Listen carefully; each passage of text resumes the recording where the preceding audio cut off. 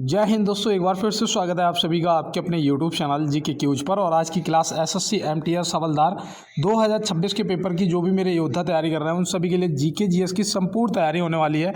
क्योंकि आज की हमारी क्लास के जो टॉपिक रहेंगे वो इतिहास के प्रश्न हो गए, भूगोल के, संविधान के, अर्थशास्त्र के, विज्ञान के, करंट अफेयर के और स्पोर्ट एंड अवार्ड के। और मैं शिवम पटेल पहले तो आप सभी का आज के टेस्ट पेपर 1 में बहुत बहुत स्वागत करता हूँ। क्योंकि देखिए क्लास में पहले तो आपको 50 प्रश्न मिलेंगे और आपका जो पेपर है दोस्त वो 4 फरवरी से होने वाला है। तो ये आपके लिए काफ़ी इंपॉर्टेंट क्लास बनेगी और यहाँ पे सभी प्रश्नों का आप राइट आंसर करेंगे और खुद को चेक करेंगे क्या आपका 45 प्लस जो है स्कोर सही हो पा रहा है 50 में से या फिर नहीं। तो बिल्कुल स्टार्ट करते हैं, बढ़ते हैं अपने टेस्ट पेपर की तरफ और देखते हैं क्या कुछ खास होने वाला है। देखिए यहाँ पे पहला प्रश्न दिया है कि भारतीय संविधान सभा के अध्यक्ष कौन थे। भारतीय संविधान सभा के अध्यक्ष कौन थे? तो यहाँ पे राइट आंसर आपके डॉक्टर राजेंद्र प्रसाद जी हो जाएंगे। Option A doctor Rajendra Prasad ji हो जाएंगे, जो कि कब बने थे बेटा? 11 दिसंबर 1946 को, है ना। तो ये आपको यहाँ पे ध्यान रखना है। अब यहीं पे अगर आपको देखो थोड़ा सा फंसाने के लिए अगर उपाध्यक्ष पूछ दिया तो आप क्या बताएंगे? अब भी आपसे अध्यक्ष पूछा था, आपने इजी तरीके से बता दिया। उपाध्यक्ष पूछा गया तो याद रखना भैया कौन थे? हरेंद्र कुमार मुखर्जी जी। कौन थे? हरेंद्र कुमार मुखर्जी जी। याद रहेंगे बिल्कुल। तो +1 कर लेना अपने स्कोर में और बढ़ते हैं अपने अगले प्रश्न पे। निम्नलिखित में से तिनकटिया प्रथा किस आंदोलन से संबंधित है? तिनकटिया प्रथा पूछा है, किस आंदोलन से संबंधित है? राइट आंसर आपका क्या आएगा? देखो ये पता क्यों खास है, मैं आपको पहले तो बताऊं क्यों। ये देखो ये चंपारण सत्याग्रह से संबंधित है ना। तो यहाँ पे ऑप्शन ए आपका राइट हो जाएगा। दूसरा याद रखना महात्मा गांधी जी का सबसे पहला सत्याग्रह हुआ था चंपारण वाला, ये 1917 में। कब हुआ था बेटा? 1917 में। तो आपने बिल्कुल राइट करा होगा और +2 यहाँ पे करके चलना है आपको। अपना स्कोर आज 45 प्लस लेके जाना है, ठीक है ना, अगर मेरे साथ में आप रेगुलर पढ़ रहे हैं।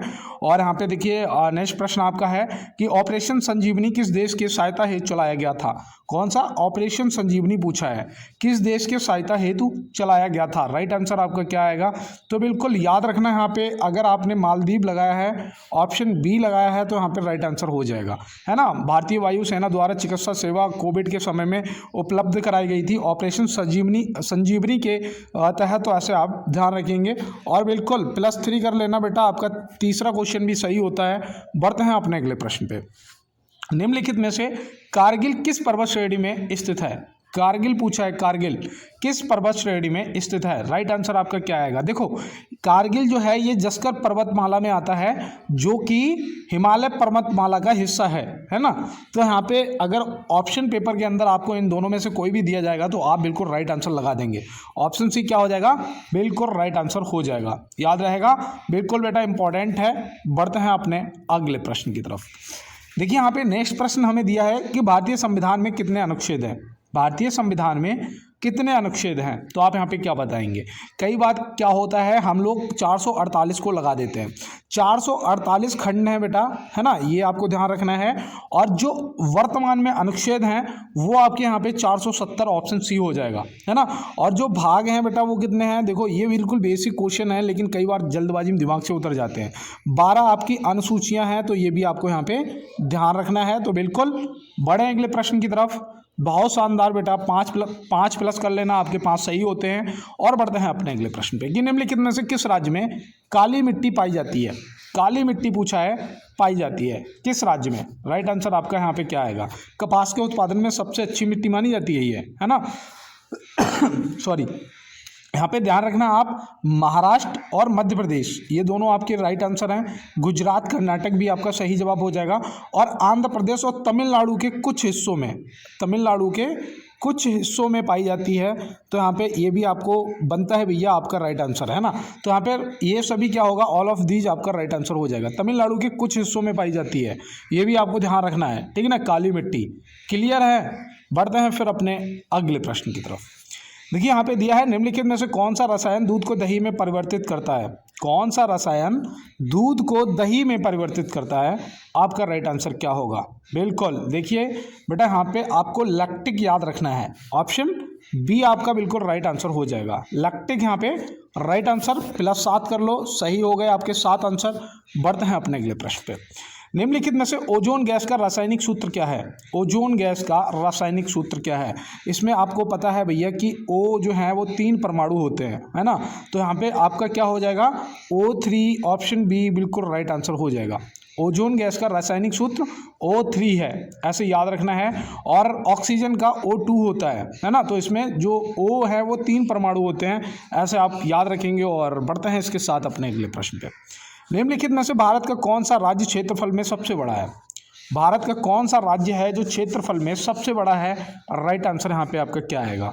बिल्कुल, देखिए बेटा बहुत सुंदर। अगर आपने यहाँ पे लगाया है इनमें से कोई नहीं, क्या इनमें से कोई नहीं, क्योंकि क्षेत्रफल में जो सबसे बड़ा राज्य है आपका वो है राजस्थान। आरजे आपका क्या होगा? राजस्थान राइट आंसर सॉरी होना चाहिए था, और यहाँ पे दिया नहीं है, तो आपका सही जवाब राजस्थान बनेगा, इनमें से कोई नहीं, ऑप्शन डी। बढ़ते हैं अपने अगले प्रश्न पे। कंप्यूटर में फाइल को स्थायी रूप से हटाने के लिए किस शॉर्टकट कुंजी का प्रयोग किया जाता है? कंप्यूटर में फाइल को स्थायी रूप से हटाने के लिए किस शॉर्टकट कुंजी का प्रयोग किया जाता है? राइट आंसर क्या आएगा? देखो आज कंप्यूटर के भी प्रश्न हैं, और यहाँ पे याद रखना शिफ्ट प्लस डिलीट है ना। क्या हो जाएगा? शिफ्ट को दबाएंगे और डिलीट को, तो हट जाएगा। क्लियर है? बिल्कुल। कॉपी करना है तो कंट्रोल एस, और कट करना है किसी को, जैसे मान लो यहाँ से इतना मुझे ये मैंने कॉपी मतलब सिलेक्ट किया और इसे हटाना है, तो हमें कंट्रोल प्लस एक्स दबाना पड़ेगा, ये कट हो जाएगा, ठीक है ना। और वी जो है ये पेस्ट करने के लिए होता है। ये क्या होता है? पेस्ट करने के लिए होता है कंप्यूटर में। तो ऐसे भी आपको यहाँ पे बाबू ध्यान रखना है। क्लियर? बढ़े अगले प्रश्न पे। शानदार। देखिए यहाँ पे दिया है भारत में वर्तमान कितने जैव मंडल रिजर्व हैं? भारत में वर्तमान कितने जैव मंडल रिजर्व हैं? प्रश्न का लेवल जो है जैसे जैसे प्रश्नों की संख्या बढ़ती जाएगी लेवल भी हार्ड होता जाएगा, लेकिन कोशिश आपकी आज यही होनी चाहिए कि 45 प्लस भैया बिल्कुल हम सही करके ही जाएंगे, है ना। और यहाँ पे देखिए वर्तमान में जो जैव मंडल रिजर्व हैं वो हैं टोटल 18। कितने हैं? ऑप्शन डी 18 हैं। लेकिन यहाँ पे एक चीज़ याद रखना, जो 13 जैव मंडल रिजर्व हैं उनको यूनेस्को के मैन एंड द बायोस्फीयर कार्यक्रम का हिस्सा बनाया गया है। तो यहाँ पे टोटल तो आपके 18 हो जाते हैं, और 13 भी आपके लिए इंपॉर्टेंट बनता है, याद रहेगा। बढ़ा जाए अगले प्रश्न की तरफ। शानदार। देखिए यहाँ पे नेक्स्ट प्रश्न दिया है, निम्नलिखित में से तराई क्षेत्र मुख्यतः किस राज्य में पाया जाता है? कौन सा तराई क्षेत्र पूछा है? मुख्यतः किस राज्य में पाया जाता है निम्नलिखित में से? तो यहाँ पे आपका राइट आंसर क्या बनेगा? बिल्कुल मैं आपको बताऊं, यहाँ पे आपका सही जवाब उत्तर प्रदेश होना चाहिए, ऑप्शन ए। क्या होना चाहिए? ऑप्शन ए उत्तर प्रदेश आपका बिल्कुल राइट आंसर हो जाएगा। टेस्ट पेपर वो चल रहा है, जो क्वेश्चन हम पहले क्लियर कर चुके हैं, पढ़ चुके हैं, वही सभी क्वेश्चन आपको आज की क्लास में मिल रहे हैं, और यहाँ पे बढ़िया स्कोर करना है मेरे सभी योद्धाओं को। यहाँ पे प्रश्न दिया है, निम्नलिखित में से कंचनजंगा पर्वत श्रृंखला किस राज्य में स्थित है? कौन सी? कंचनजंगा पर्वत श्रृंखला पूछा है, किस राज्य में स्थित है? राइट आंसर क्या आएगा? विश्व का तीसरा सबसे ऊंचा पर्वत है, ठीक है ना। तो ऐसे आप ध्यान रखना। और यहाँ पे जो आपका राइट आंसर आएगा वो आएगा सिक्किम। क्या? Sikkim, option C. इसकी ऊंचाई कितनी है बाबू? वो भी याद रखना, 8,586 मीटर। कितनी है? 8,586 मीटर। तो ऐसे भी आपको ध्यान रखना, 85-86 याद रहेगा। और सबसे ऊंचा दुनिया का माउंट एवरेस्ट कितनी है? 8,848 मीटर। तो ये भी आपको ध्यान रखना है, माउंट एवरेस्ट को भी। तो बिल्कुल क्लियर है, बढ़ा जाए। और विश्व का ये तीसरा सबसे ऊंचा पर्वत है। बढ़ते हैं अपने अगले प्रश्न पे। निम्नलिखित में से संविधान का कौन सा अनुच्छेद पंचायत राज व्यवस्था से संबंधित है? कौन सा अनुच्छेद है जो पंचायत राज व्यवस्था से संबंधित है? राइट आंसर यहाँ पे क्या आएगा? बिल्कुल भैया देखो, अगर आपने यहाँ पे अनुच्छेद 243 को टिक किया है, अनुच्छेद 243 को टिक किया, ऑप्शन ए को टिक किया है, तो आपका यहाँ पे बिल्कुल +14 राइट आंसर हो चुके हैं। यहाँ पे +14 राइट आंसर हो चुके हैं। और बढ़ते हैं इसके साथ अपने अगले प्रश्न पे। निम्नलिखित में से दक्षिण अफ्रीका की मुद्रा का नाम क्या है? दक्षिण अफ्रीका की मुद्रा का नाम यहाँ पे आपसे पूछा जा रहा है, और मैं यहाँ पे उम्मीद करता हूँ कि मेरे जितने भी योद्धा मुझे सुन रहे हैं सभी रैंड को लगाएंगे। क्या हो जाएगा? रैंड, ऑप्शन ए आपका राइट आंसर हो जाएगा। यूरो तो यूरोपीय संघ का है ना, यूरोपीय संघ का भैया मुद्रा है। तो ऐसे भी आपको याद रखना है, जिसमें कितने 27 देश, कितने 27 देश हैं। तो ऐसे भी आप नोट कर लेंगे। और रूबल जो है, रूबल, ये तो आप सभी को रटा पड़ा है कि भैया रूस का है। किसका? रूस का है, याद रहेगा। क्लियर है? बढ़ते हैं अगले प्रश्न पे। निम्नलिखित में से उत्तर प्रदेश दिवस कब मनाया जाता है? उत्तर प्रदेश दिवस पूछा है, कब मनाया जाता है? क्या होगा यहाँ पे आपका सही जवाब? देखिए, इस प्रश्न को गलत मत करना। जो भी यूपी पुलिस की तैयारी कर रहे हैं उनके लिए भी इंपॉर्टेंट है, और एसएससी एमटीएस की तैयारी कर रहे हैं उनके लिए भी इंपॉर्टेंट है। और यहाँ पे 24 जनवरी जिसने भी लगाया ऑप्शन ए, क्या हो जाएगा? सही जवाब हो जाएगा। 24 जनवरी 1950 को संयुक्त प्रांत से क्या कर दिया गया था? उत्तर प्रदेश कर दिया गया था। संयुक्त प्रांत से 24 जनवरी 1950 को संयुक्त प्रांत कर दिया गया था, तो इसलिए उत्तर प्रदेश दिवस जो बाबू है वो 24 जनवरी को मनाया जाता है। क्लियर? बिल्कुल। बढ़ा जाए अगले प्रश्न पे। शानदार। किस योजना के तहत बेरोजगार युवाओं को 10,000 रुपये तक मुद्रा ऋण प्रदान किया जाता है? 10,000 रुपया तक। बताओ भैया, कौन सी योजना के तहत? देखो, पहले तो आप यहाँ पे याद रखेंगे कि आपकी स्वनिधि योजना हो जाएगी, है ना। और यहाँ पे जो प्रधानमंत्री मुद्रा योजना है इसको भी आप टिक करेंगे, क्योंकि उसका रीजन मैं आपको बताऊं, इसके तहत भी तो जो बेरोजगार युवा होते हैं और जो अपना मतलब व्यापार कर रहे हैं उन्हें 10 लाख से अब सीमा बढ़ा के इसकी 20 लाख रुपए कर दी गई है इस योजना के तहत, है ना। किसके? प्रधानमंत्री मुद्रा योजना के तहत। और जो स्ट्रीट वेंडर होते हैं, रेहड़ी पटरी वाले, उनको स्वनिधि योजना के तहत 10,000 रुपये तक, है ना। तो ऐसे याद रखना, ये कोविड के समय चला था स्वनिधि योजना।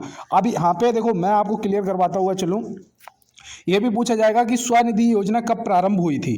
तो याद रखना बेटा, 1 जून सन 2020 को, है ना। कोविड का समय चल रहा था ना, याद है। अब ये यहाँ पे देखो, प्रधानमंत्री मुद्रा योजना, ये भी याद रखना बेटा कब प्रारंभ हुई थी। तो यहाँ पे नोट करो, 8 अप्रैल 2015, है ना। तो ये भी आप यहाँ पे ध्यान रखेंगे। क्लियर है दोनों योजनाएं? बढ़ा जाए अगले प्रश्न की तरफ। बहुत शानदार। किसी वस्तु की चाल में परिवर्तन करने के लिए क्या आवश्यक है? किसी वस्तु की चाल में परिवर्तन करने के लिए क्या आवश्यक है? आप यहाँ पे क्या बताएंगे? आप देखो, प्रश्नों का लेवल 20 के बाद और हार्ड हो जाएगा, ठीक है ना। लेकिन घबराना नहीं है, स्कोर पूरा लेके जाना है। तो यहाँ पे ऑप्शन सी लगाना है, असंतुलित बल। क्या हो जाएगा? असंतुलित बल आपका राइट आंसर हो जाएगा। याद रहेगा। बढ़े अगले प्रश्न पे। बहुत बढ़िया। श्रीरंगपट्टनम किस नदी के किनारे स्थित है? श्रीरंगपट्टनम पूछा है, किस नदी के किनारे स्थित है? क्या होगा यहाँ पे आपका राइट आंसर? बिल्कुल। देखिए, सभी योद्धा यहाँ पे ऑप्शन सी कावेरी को लगा रहे हैं, तो बेटा आपका राइट आंसर बनता है कावेरी, यहाँ पे राइट आंसर बनता है, ठीक है ना। अब देखो यहाँ पे मैं आपको बताऊँ, झेलम दे रखा है ना, झेलम से याद रखना श्रीनगर। कौन सा? श्रीनगर स्थित है। श्रीनगर को किसने बसाया था? बताओ भैया, याद है? सम्राट अशोक ने। कई बार मैंने आपको क्लास में बताया है कि सम्राट अशोक ने बसाया था किसे? श्रीनगर को। क्लियर? अब यहाँ पे देखो और भी दे रखे हैं, जैसे कि नर्मदा दे रखा है। नर्मदा से याद रखना है आपको जबलपुर। क्या? जबलपुर याद रखना है। तो ये भी आप यहाँ पे नोट कर लेंगे। रामगंगा के किनारे बरेली हो जाएगा। क्या हो जाएगा? बरेली, ठीक है ना। ये रामगंगा के किनारे स्थित है। क्लियर? बढ़ा जाए अगले प्रश्न पे। बहुत बढ़िया। किस देश से भारतीय नागरिकों को सुरक्षित निकालने के लिए ऑपरेशन सिंधु चलाया गया था? किस देश से भारतीय नागरिकों को सुरक्षित निकालने के लिए ऑपरेशन सिंधु चलाया गया था? राइट आंसर क्या आएगा? बिल्कुल, बहुत बढ़िया। याद रखना, देखो जो इजराइल और ईरान का जो युद्ध हुआ था उस टाइम ये चलाया गया था। तो यहाँ पे ऑप्शन डी हमारा क्या होगा? ए और बी दोनों राइट आंसर हो जाएगा। ऑप्शन डी यहाँ पे क्या हो जाएगा? ए और बी दोनों बिल्कुल हमारा राइट आंसर हो जाएगा। याद रहेगा। बढ़े अगले प्रश्न पे। देखिए 21वां है। आज मैं यहाँ पे रुक के वही कहूँगा कि 5 सेकंड के लिए, कि हो सकता है मेरी जबान पे माँ सरस्वती विराजमान हो, और मेरे जो भी योद्धा भाई बहन बिटिया मुझे सुन रही हैं, आपको ना इस बार 100% सफलता मिलेगी। 100% आपका जो सिलेक्शन है वो होके रहेगा, और आप इस बार हवलदार तो बन ही जाएंगे। क्लियर है? ठीक है ना। आप देखिए यहाँ पे प्रश्न पे चलते हैं कि निम्नलिखित में से रानी की बाव किस राज्य में स्थित है? रानी की बाव किस राज्य में स्थित है? राइट आंसर क्या आएगा? बिल्कुल, देखिए अपना आंसर कर लिया आपने। गुजरात को अगर आपने टिक करा है ऑप्शन सी को, तो आपका यहाँ पे सही जवाब हो जाएगा। यूनेस्को ने इसे विश्व धरोहर स्थल में शामिल किया है। किसे? रानी की वाव को। तो ये भैया आपसे पूछी जा सकती है। याद रहेगा। पढ़ें अगले प्रश्न पे। देखिए, सूर्य नमस्कार कितने योगासनों से मिलकर बना है? सूर्य नमस्कार कितने योगासनों से मिलकर बना है? क्या होगा यहाँ पे आपका राइट आंसर? बिल्कुल, देखो मैं यहाँ पे आपको बताऊँ, आपको याद रखना है, ये एसएससी का फेवरेट क्वेश्चन है और ये पूछा जाता है, ठीक है ना। ये 12 योगासनों से मिलकर बना है। कितने? 12 से, जिसमें 8 योगासन जो हैं वो अलग अलग होते हैं, है ना, अलग अलग होते हैं, ये आप यहाँ पे ध्यान रखेंगे। कितने? 8। और 4 जो है, 4 योगासन वो दोहराए जाते हैं, वो दोहराए जाते हैं, तो ये भी आप यहाँ पे ध्यान रखेंगे। तो यहाँ पे आपका क्लियर होता है ना कि टोटल योगासन जो हैं वो 12 हैं, ठीक है ना, जिसमें 8 अलग अलग हैं और 4 को दोहराया जाता है। तो बिल्कुल बड़े अगले प्रश्न पे देखिए, यहाँ दिया है निम्नलिखित में से बेलूर मठ के संस्थापक कौन थे?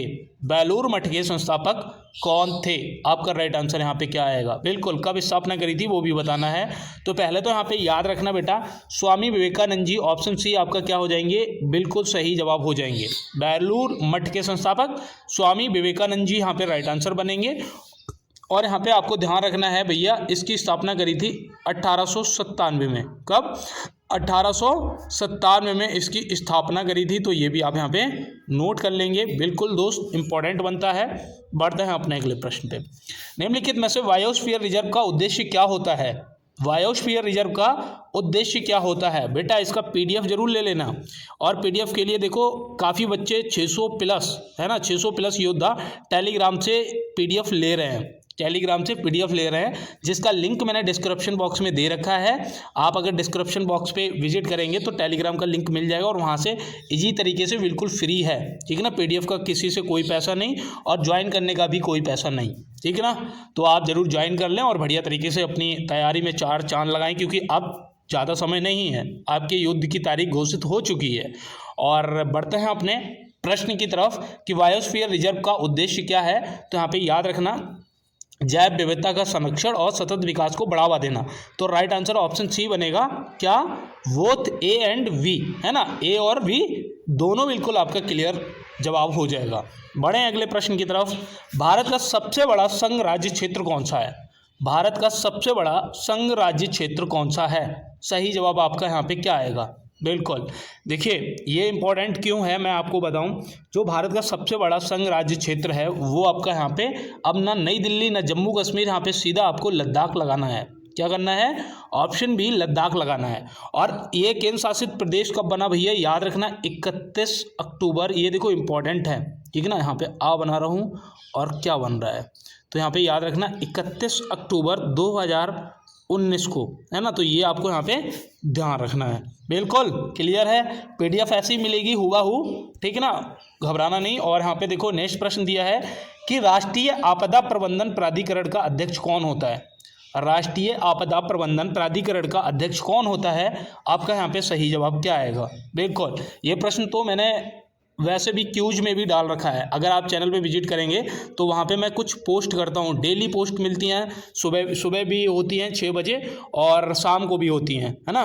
तो उसमें भी आप आया करो, पार्टिसिपेट किया करो और वहाँ पे देखा करो कि कितने बच्चे क्या जवाब कर रहे हैं और हमारा जवाब क्या होना चाहिए। तो वहाँ क्यूज को भी हिस्सा बनी है। और यहाँ पे देखिए दिया है निम्नलिखित में से नेताजी सुभाष चंद्र बोस अंतर्राष्ट्रीय हवाई अड्डा कहाँ स्थित है? कौन सा? नेताजी सुभाष चंद्र बोस अंतर्राष्ट्रीय हवाई अड्डा पूछा है, कहाँ स्थित है? आपका राइट आंसर क्या आएगा? बिल्कुल बेटा, देखो यहाँ पे कोलकाता आपका क्या हो जाएगा? ऑप्शन डी बिल्कुल राइट आंसर हो जाएगा। एक याद रखना, अंतर्राष्ट्रीय जेवर, कौन सा? जेवर अंतर्राष्ट्रीय हवाई अड्डा, जो कि नोएडा में कार्यरत है, बन रहा है ना। और यहाँ पे देखो नई दिल्ली में आईजी इंदिरा गांधी अंतर्राष्ट्रीय हवाई अड्डा, तो ये भी आपको ध्यान रखना है। क्लियर है? बढ़ा जाए अगले प्रश्न पे। देखिए यहाँ पे दिया है निम्नलिखित में से हाइड्रोजन बॉन्डिंग, जिसे हाइड्रोजन बंधन बोलते हैं, किस तत्व में अधिक पाई जाती है? सही जवाब यहाँ पे आपका क्या आएगा? हाइड्रोजन बॉन्डिंग पूछा है, किस तत्व में अधिक पाई जाती है? सही जवाब यहाँ पे आपका क्या होगा? बिल्कुल हार्ड प्रश्नों की श्रृंखला बेटा, और 30 के बाद और हार्ड प्रश्न मिलेंगे। क्लास को बीच में नहीं छोड़ना है। अगर आप चाहते कि पेपर के अंदर स्किप वाला बटन ना दबाना पड़े, और इस क्लास से 1 से 2 प्रश्न तो क्लियर हैं आपको मिलेंगे पेपर के अंदर, ठीक है ना। और यहाँ पे अगर आपने बेटा फ्लोरीन देखो सबसे ज़्यादा, है ना, उसके बाद ऑक्सीजन, उसके बाद नाइट्रोजन, तो यहाँ पे सही जवाब आपका क्या होगा? ऑल ऑफ दीज, ये सभी बिल्कुल सही जवाब बन जाएगा। क्लियर है? बढ़ते हैं अगले प्रश्न पे। निम्नलिखित में से बांग्लादेश कब स्वतंत्र हुआ था?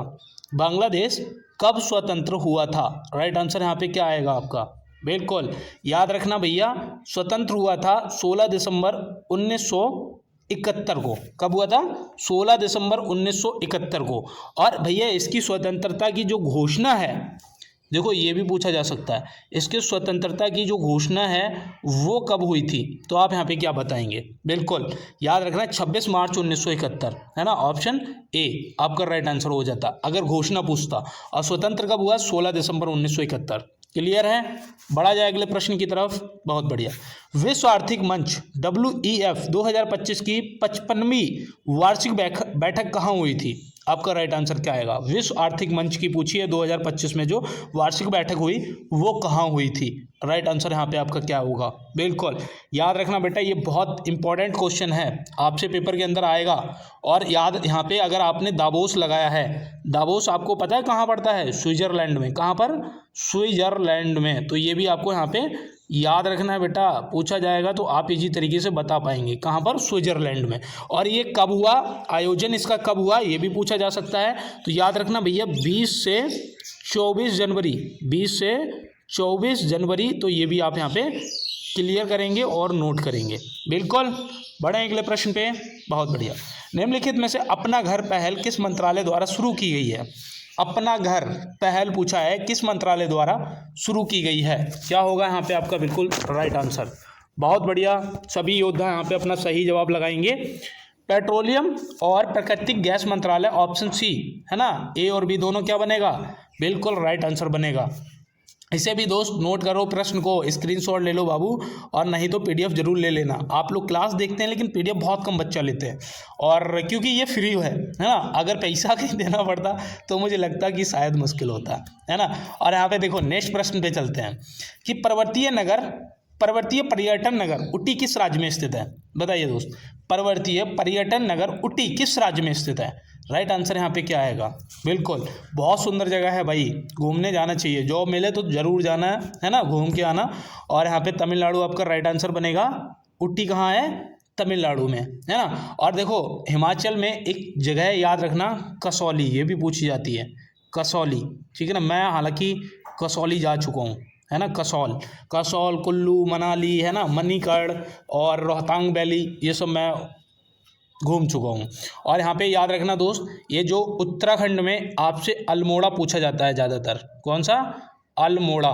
तो अल्मोड़ा डिस्ट्रिक्ट को भी याद रखना बाबू, यहाँ पे अल्मोड़ा। और जम्मू कश्मीर में एक जगह है गुलमर्ग, क्या है, गुलमर्ग। तो भैया गुलमर्ग को भी याद रखना है। यहाँ तो गर्मियों में जाओ, कहाँ पर, गुलमर्ग में, बहुत अच्छा लगता है। हालांकि सर्दियों में तो बहुत ज़्यादा बर्फ़ गिरती है तो नहीं, और गर्मियों में सही रहेगा। अब जैसे यहाँ पे देखो नेक्स्ट प्रश्न दिया है कि श्री महाराज शिवाजी ने छत्रपति की उपाधि कब धारण की थी।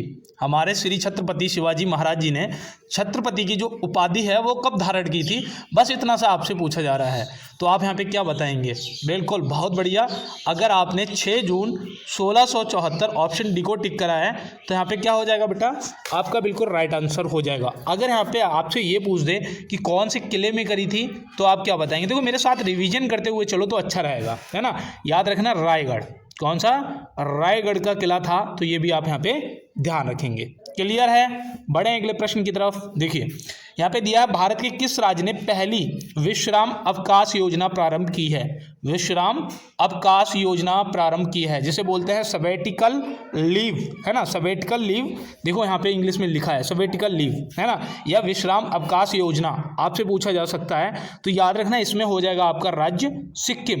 किसने करी है, ऑप्शन बी सिक्किम यहाँ पे सही जवाब हो जाएगा। जैसे मान लो अगर आप 5 साल जॉब कर लेते हैं, कितने, 5 साल जॉब कर लेते हैं, सर्विस पूरी कर लेते हैं, 5 साल कर लेते हैं, उसके बाद आप चाहें तो 365 दिन की या फिर 1080 दिनों की छुट्टी ले सकते हैं, ठीक है ना। ऐसे आप ध्यान रखना, जिसमें आपको 50% लगभग वेतन भी मिलता है, 50% लगभग वेतन भी मिलता रहता है, कोई दिक्कत नहीं होने वाली है। बढ़ते हैं अपने अगले प्रश्न पे। अब यहाँ पे दिया है, निम्नलिखित में से मोती मस्जिद किस नगर में स्थित है। मोती मस्जिद आपसे पूछा है कि किस नगर में स्थित है, तो यहाँ पे आपका राइट आंसर क्या आएगा। बिल्कुल ध्यान रखना मित्र, दिल्ली और आगरा दोनों जगह है ना, तो ऑप्शन सी क्या होगा, दिल्ली व आगरा, है ना। कुछ दोस्तों ने यहाँ पे दिल्ली को लगाया होगा, कुछ ने आगरा को भी करा होगा, लेकिन यहाँ पे आपका राइट आंसर ऑप्शन सी होगा, ए और बी दोनों। बढ़े अगले प्रश्न पे, बहुत बढ़िया। निम्नलिखित में से ज्ञानपीठ पुरस्कार कब प्रारंभ हुआ था? कौन सा ज्ञानपीठ पुरस्कार पूछा है, कब प्रारंभ हुआ था? राइट आंसर आपका क्या आएगा? बिल्कुल यहाँ पे देखो भैया, मैं आपको बताऊं, आपका जो राइट आंसर है वो 1965 हो जाएगा, क्योंकि ये पहली बार दिया गया था 1965 में। और स्थापित कब हुआ था बाबू? स्थापित कब हुआ था? तो यहाँ पे याद रखना 1961 में हुआ था, है ना। तो और दिया गया था पहली बार 1965 में। किसे दिया जाता है दोस्त? साहित्यकारों को। किसे? साहित्यकारों को दिया जाता है। तो ये भी आप यहाँ पे ध्यान रखेंगे। क्लियर है? अब देखो 1917 में एक पुरस्कार याद रखना, पुलित्जर पुरस्कार। कौन सा? पुलित्जर पुरस्कार, ठीक है ना, ये भी देखो पूछा जाता है। और 1901 में नोबल प्रारंभ हुआ था। कौन सा? नोबल पुरस्कार। तो ये भी आप यहाँ पे ध्यान रखेंगे, है ना। इस तरीके से आपसे पूछा जाएगा, आप इजी तरीके से बता सकते हैं।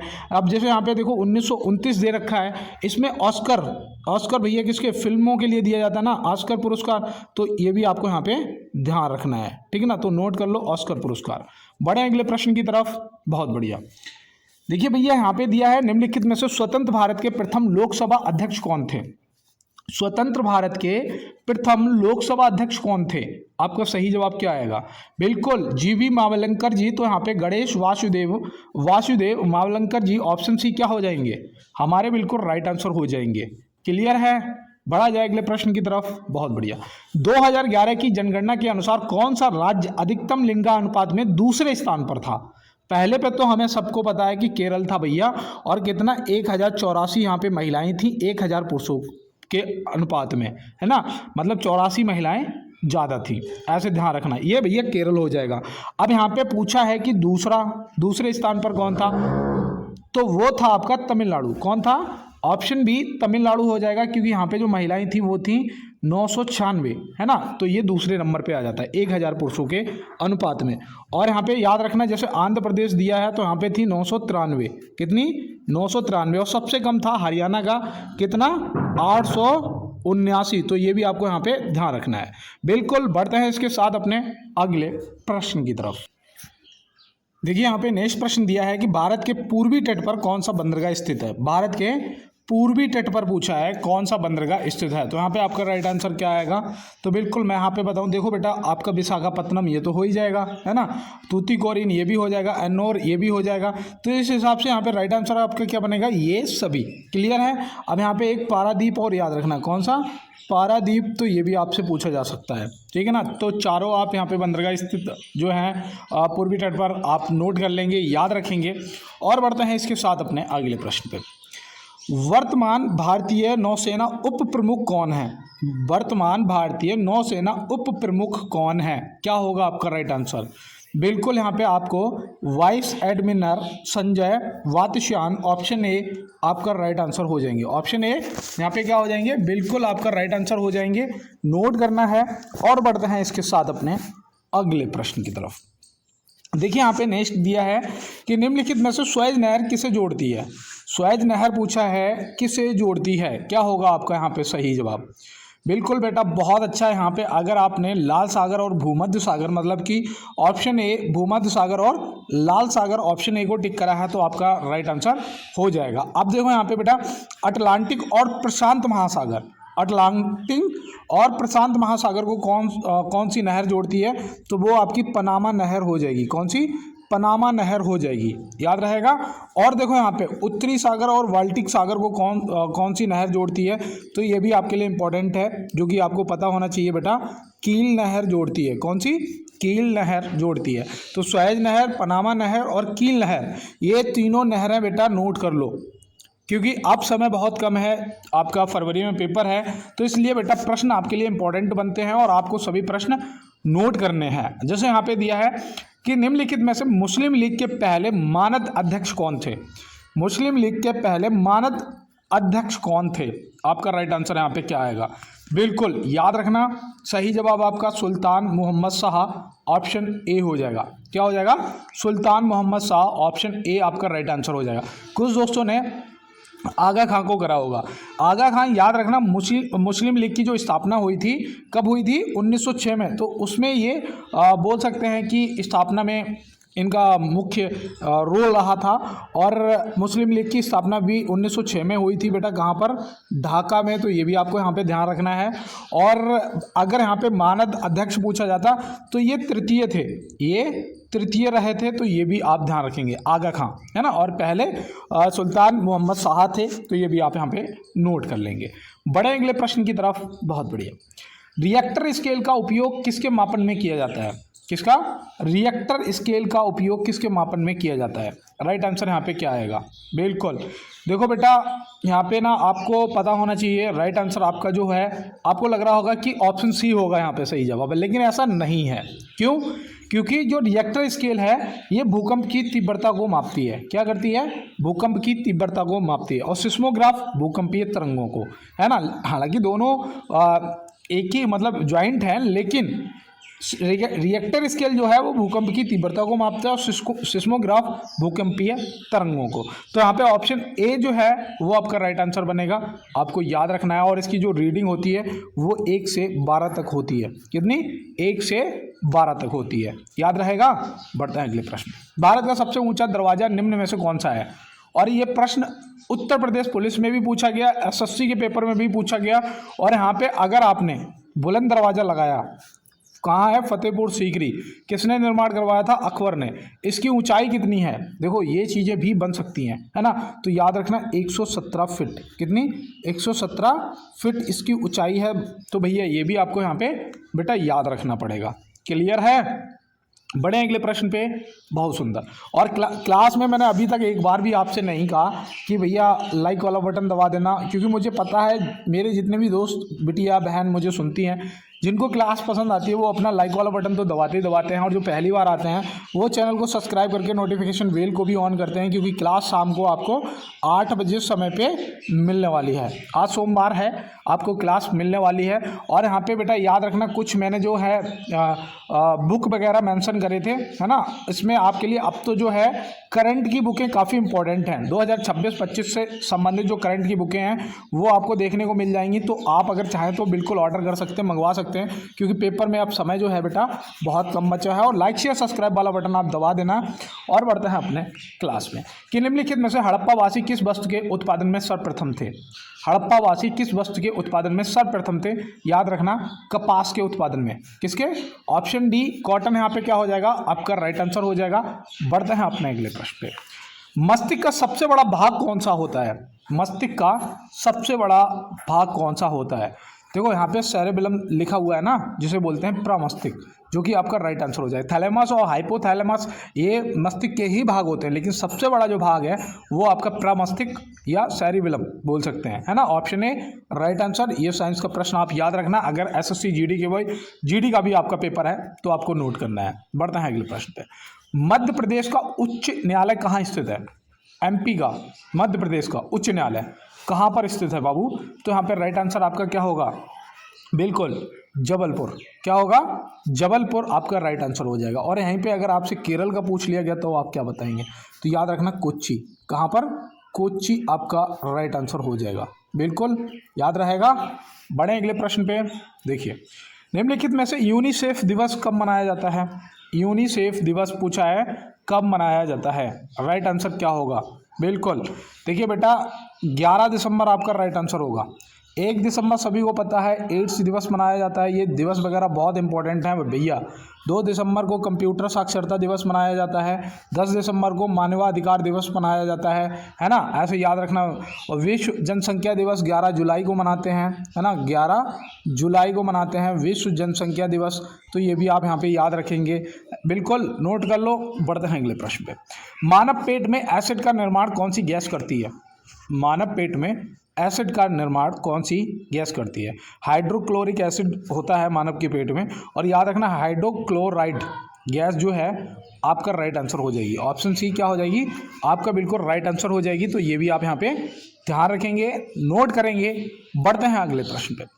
निम्नलिखित में से गुप्त वंश का अंतिम शासक कौन था? आप इसका जवाब करो और तब तक मैं आपसे सिर्फ आपका 1 मिनट लूँगा बेटा। यहाँ पे आपसे सिर्फ यही कहूँगा कि पहले तो आपको लाइक वाला बटन दबाना है, क्योंकि बेटा आप लोगों का सपोर्ट बहुत अच्छा है, उसके लिए सभी को दिल से धन्यवाद। और आप लोग जो मेरी तारीफ़ कर देते हो ना कभी कभी, वो मुझे बहुत अच्छी लगती है, ठीक है ना। तो उसके लिए भाई मैं भी आपको थैंक यू बोल रहा हूँ सभी को, है ना, जो भी मेरी बहन भाई मित्र लोग जो मेरी तारीफ़ करते हैं, सभी को बहुत बहुत धन्यवाद। और अगर पहली बार आए तो सब्सक्राइब करके नोटिफिकेशन बेल ऑन करना। शाम को 8 बजे आपको क्लास मिल जाएगी। और क्लास कैसी लगी कमेंट बॉक्स में अपनी रेटिंग 1 से 5 तक जरूर दर्ज करना है, और अपना स्कोर जो है वो चेक कर लेना कि आप 45 प्लस हो पाया या नहीं। और जो भी मेरे योद्धा 30 तक पहुँचे हैं वो भी कोई टेंशन लेने वाली बात नहीं है, आप भी बिल्कुल फाइट में हैं और बढ़िया से इस बार आपका सिलेक्शन होने वाला है, बिल्कुल भी टेंशन नहीं लेनी है। अब यहाँ पे गुप्त वंश का अंतिम शासक था, वो याद रखना विष्णुगुप्त। ऑप्शन बी यहाँ पे क्या हो जाएंगे आपके, बिल्कुल राइट आंसर हो जाएंगे। और मिलते हैं मित्र नेक्स्ट क्लास में नेक्स्ट प्रश्नों के साथ में। और आज की क्लास में हुई किसी भी गलती के लिए मैं माफ़ी मांगता हूँ, और मिलते हैं नेक्स्ट क्लास में। तब तक के लिए सभी योद्धाओं को मेरा जय हिंद, वंदे मातरम, भारत माता की जय।